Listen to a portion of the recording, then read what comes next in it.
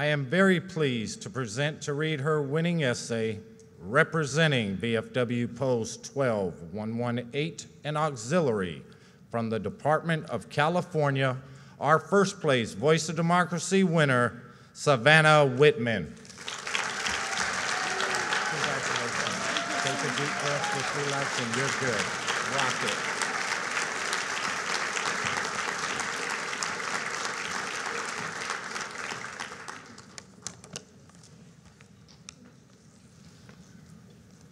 Good evening, everyone.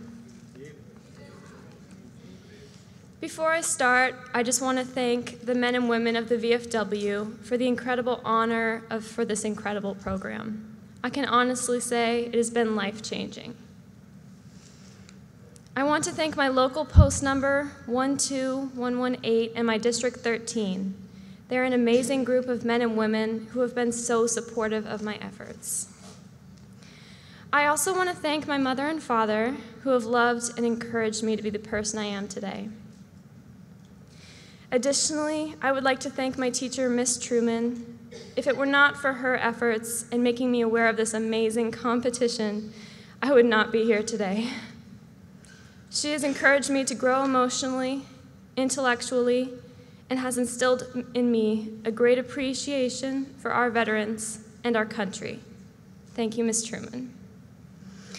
Finally, and most importantly, I thank and dedicate this speech to the valiant men and women who have fought, are currently fighting, or will someday fight for this great nation. I have attempted to show my appreciation in this speech.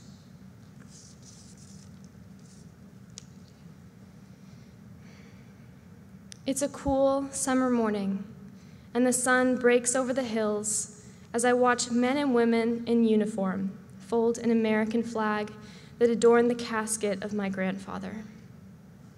I listen as the VFW Patriots explain what each fold of Old Glory represents.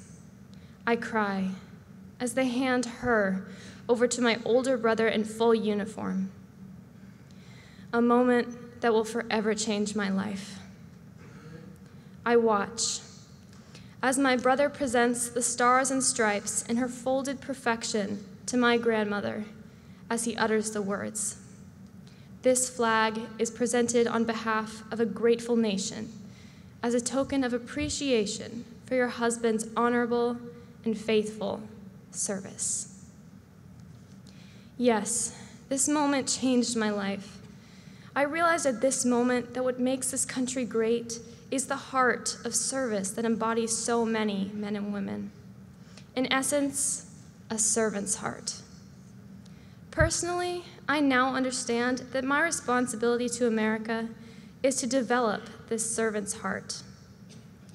My grandfather himself served our nation for 20 years, and my brother continues this tradition of service. There is probably no greater quote about service than that of President John F. Kennedy, who stated, "Ask not what your country can do for you. Ask what you can do for your country."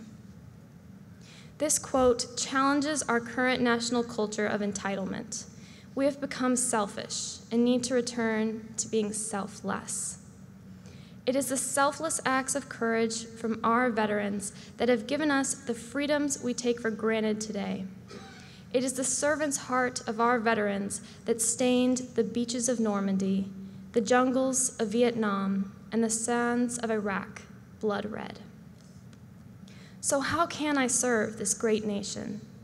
First, I must never forget the sacrifices made by our veterans. As it is said, all gave some, and some gave all. The sacrifices our veterans have made must never, ever be forgotten. It must be written into the hearts of every American. Their selfless acts of courage have forever changed the world. They defeated evil and secured the blessings of freedom for my generation and generations to come.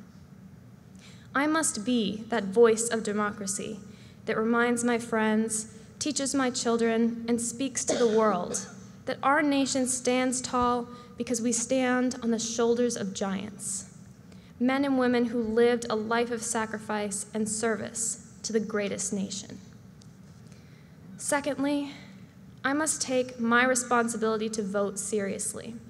This has never been more poignant than this election year. In a world of spin and deception, it is incumbent on each of us to understand the issues and know the candidates like never before. I must recognize that my individual vote came at a great price. I can serve by encouraging others to take part in our democracy. Our republic is strong because our forefathers created the greatest document of governance the world has ever seen, the Constitution.